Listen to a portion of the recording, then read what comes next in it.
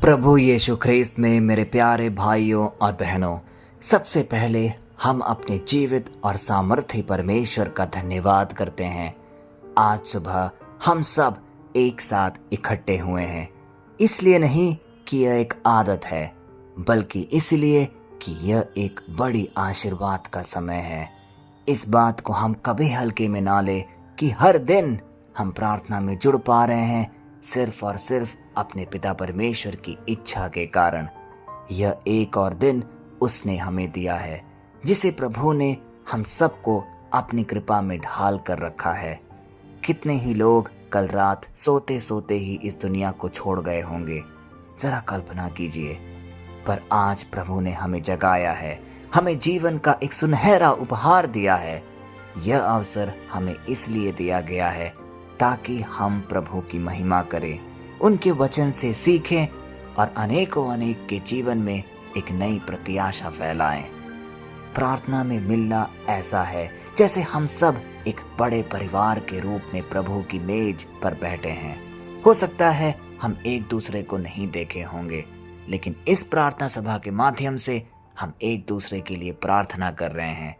हम चाहे अलग अलग जगहों पर हों, लेकिन आत्मा में हम सब एक हैं और यही हमें जोड़ता है। प्यारे भाई और बहनों, यही कारण है कि आज का ये समय अनमोल है। अब जरा सोचिए, अगर कोई आपके घर में दीपक जलाए और उसे मिट्टी के बर्तन में छुपा दे तो क्या होगा? न रोशनी होगी, न किसी को रास्ता मिलेगा, सब अंधेरे में रहेंगे। लेकिन जब वही दीपक किसी दीवट पर रखा जाता है तो पूरा घर कोना कोना चमक जाता है। आज प्रभु यीशु हमें यही सिखाना चाहते हैं कि हमारे जीवन का प्रकाश, हमारे विश्वास का प्रकाश, हमारी गवाही का प्रकाश, उसे हमें छुपाना नहीं है, बल्कि सबको दिखाना है। प्यारे भाई और बहनों, आज का वचन जो हम अध्ययन करने जा रहे हैं वो लिया गया है लूका के सुसमाचार से, अध्याय 8 पद संख्या 16 से 17, और वह हमें यह कहता है, कोई भी दीपक जलाकर उसे मिट्टी के बर्तन में नहीं छिपाता, ना ही उसे खाट के नीचे रखता है, बल्कि वे उसे दीवट पर रखते हैं ताकि अंदर आने वाले प्रकाश देख सकें। क्योंकि कुछ भी छिपा हुआ नहीं है जो प्रकट ना हो, और ना कुछ गुप्त है जो जाना ना जाए और ना प्रकट हो। प्यारे भाई और बहनों, कितना शक्तिशाली और प्रभावशाली है आज का अध्याय, क्योंकि इसके कुछ अहम गहरी बातें हैं जो वह हमें सिखा रही है। मूलतः दो महत्वपूर्ण बिंदु, पहला दीपक और उसका उद्देश्य, और दूसरा छुपे हुए का प्रकट होना। आइए इन दोनों का अलग रूप से अध्ययन करें और जाने पिता परमेश्वर हमें क्या सिखाना चाह रहा है। दीपक और उसका उद्देश्य। दीपक हमेशा प्रकाश देने के लिए होता है, यह हम सब जानते हैं, लेकिन उसका काम है अंधकार को हटाना। अगर दीपक को ढक दिया जाए तो वह अपने मकसद को खो देता है। इसी तरह हम सब विश्वासियों के जीवन का उद्देश्य है कि हम परमेश्वर का प्रकाश दूसरों तक पहुंचाए। हमें पिता परमेश्वर से मिली हुई शांति और प्रेम सिर्फ अपने तक संजोकर नहीं रखना है, परंतु उसे बांटना है। क्योंकि यीशु ने मत्ती अध्याय 5 पद संख्या 14 से 16 में स्पष्ट कहा है, तुम जगत की ज्योति हो। जो नगर पहाड़ पर बसा है वह छिप नहीं सकता। लोग दीपक जलाकर पैमाने के नीचे नहीं रखते, परंतु दीवट पर रखते हैं, तब वह घर के सब लोगों को प्रकाश देता है। उसी प्रकार तुम्हारा प्रकाश मनुष्यों के सामने चमके, कि वे तुम्हारे भले कामों को देखकर तुम्हारे स्वर्गीय पिता की महिमा करें। हमारे भले काम, हमारे शब्द, हमारे आचरण, हमारी गवाही, ये सब एक महत्वपूर्ण प्रकाश है। अब सवाल यह उठता है, क्या हम इस प्रकाश को सबके सामने रख रहे हैं या फिर छुपाकर अपने अंदर संजोकर बैठे हैं? जब आप अपने जीवन में दया दिखाते हैं वह एक प्रकाश है। जब आप क्षमा करते हैं वह एक प्रकाश है। जब आप दूसरों के लिए प्रार्थना करते हैं वह एक प्रकाश है। जब आप सच बोलते हैं वह एक प्रकाश है। लेकिन जब हम गवाही छुपा देते हैं, डरते हैं या दूसरों की सोच से दब जाते हैं, तब हम उस दीपक को खाट के नीचे रखते हैं। और प्रभु यही कहते हैं, दीपक का स्थान हमेशा दीवट पर होता है। प्यारे भाई और बहनों, यही कारण है कि हम हर प्रार्थना सभा में आपसे विनती करते हैं कि इस सभा को, इस वचन को कई लोगों तक आप बांटें, क्योंकि हमारा काम है एक दीपक के रूप में हमें अपने आप को प्रकाशमय करना है, ताकि दूसरों की जिंदगी भी अंधकार से प्रकाशमय की ओर आगे आए। दूसरा महत्वपूर्ण भाग, छुपे हुए का प्रकट होना।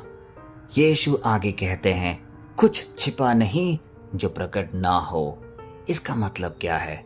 यह साफ साफ हमें दिशा निर्देश देता है कि चाहे हमारे जीवन में अच्छे काम हो या बुरे, सब एक दिन सामने आना अनिवार्य है। इंसान बहुत कुछ छिपा सकता है, लेकिन परमेश्वर की आंखों से कुछ भी नहीं छिपा है।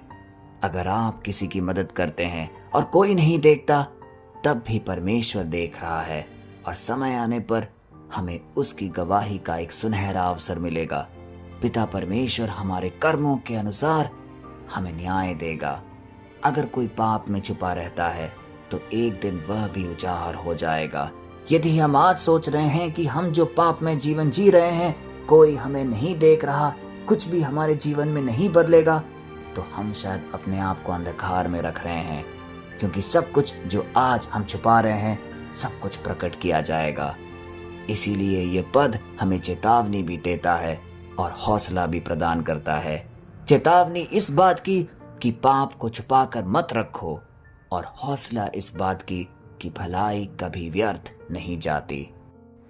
प्यारे भाई और बहनों, आज कुछ समय मौन रहकर हम अपने जीवनचर्या को टटोलें, अपने अंदर झांके और पहचाने कि ऐसे कौन से वक्त हैं अपने जीवन में जब हम अपने अंतरतम को अंधकार में ढकेल देते हैं। क्योंकि पिता परमेश्वर आज इस वचन के माध्यम से हमसे एक बातचीत कर रहा है कि तुम्हारे जीवन में ऐसे कई मौके आएंगे दिन प्रतिदिन जब तुम एक दीपक का कार्य निभा सकते हो, अपने परिवार में प्रकाश लाना। हमारे बच्चे हमारे घरों में हमारे व्यवहार से सीखते हैं। अगर आप प्रार्थना करते हैं तो वह भी प्रार्थना करेंगे। अगर आप वचन पढ़ते हैं तो वो भी वचन पढ़ेंगे। यदि आप क्षमा करते हैं तो वे भी वही सीखेंगे और करेंगे। घर में आपका प्रकाश कभी भी छुपना नहीं चाहिए। अपने कार्यस्थल में हम किस प्रकार प्रकाशमय बन सकते हैं? दफ्तर में लोग आपके शब्द और कर्म देखते हैं। ईमानदारी, समय पर काम करना और दूसरों की मदद करना, ये सब हमारा प्रकाश है, जिससे हम दूसरों पे एक गहरा प्रभाव डाल सकते हैं। अपने समाज में आप पड़ोसियों के बीच कैसे रहते हैं? आपका स्वभाव कैसा है? क्या आप उन्हें देखते ही मुंह फेर लेते हैं या उनकी जरूरत पर खड़े होते हैं? आपका छोटा सा कदम किसी को प्रभु तक ले जा सकता है। यहाँ एक और रहस्य छिपा है।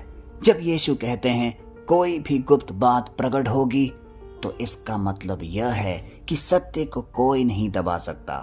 अगर आपने प्रेम बोया है तो वह जरूर फल देगा। अगर आपने विश्वास बोया है तो वह किसी न किसी को आत्मा को छुएगा। अगर आपने मसीह का वचन बोया है तो वह एक दिन हृदयों में फल देगा।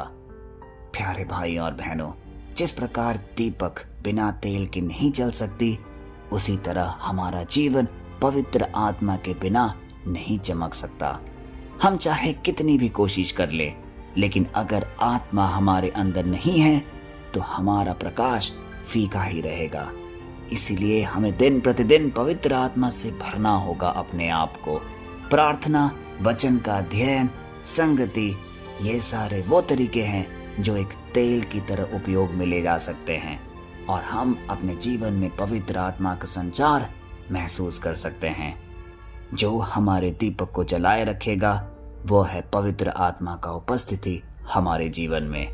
इस बात को ख्यात रखकर इस प्रार्थना के द्वारा हम पिता परमेश्वर से एक संवाद स्थापित करने की कोशिश करेंगे, जिसमें हम उनसे विनती करेंगे कि हे पिता, तो हमें अपनी पवित्र आत्मा प्रदान कर, जो हमें राह और सच्चाई की ओर आगे लेकर चले। आइए ये प्रार्थना कहें। हे पवित्र आत्मा, आज हम सब तेरे सामने आते हैं। धन्यवाद कि तूने हमें एक नया दिन दिया। धन्यवाद कि तूने हमें बुलाया कि हम प्रकाश बने। हे प्रभु, हमारे जीवन को एक दीपक बना दे। हमें कभी डरने ना दे कि हम अपनी गवाही छुपाएं। हर घर, हर कार्यस्थल, हर गली और हर शहर में तेरी ज्योति हमारे द्वारा चमके। पवित्र आत्मा से हम सबको भर दे ताकि हमारा दीपक कभी बुझ ना जाए। हे प्रभु, छुपी हुई हर अच्छाई को तू प्रकट कर और हर छुपे हुए पाप से हमें निकाल। हमें तेरे वचन में स्थिर कर और हमें संसार में आशा का प्रकाश बना। यीशु मसीह के नाम पे हम ये सारे विनती करते हैं, पिता, पुत्र और पवित्र आत्मा के नाम पर, आमीन। प्यारे भाइयों और बहनों, याद रखिए, आपका जीवन एक दीपक है। उसे मिट्टी के बर्तन में मत छुपाइए। दुनिया को आपकी गवाही की आज सख्त जरूरत है। आपके प्रकाश की जरूरत है। जब आप प्रकाश बनते हैं तो लोग आपके कामों को देखकर परमेश्वर की महिमा को स्वीकारते हैं। आइए इस वचन को कई लोगों तक हम शेयर करें, क्योंकि हम एक दीपक हैं और हमारी ज्वाला कई लोगों के जीवन को अंधकार में स्थिति से प्रकाश तक पहुंचा सकती है और इस प्रकार हम एक बड़े प्रेरिताई कार्य का एक अहम हिस्सा बन सकते हैं।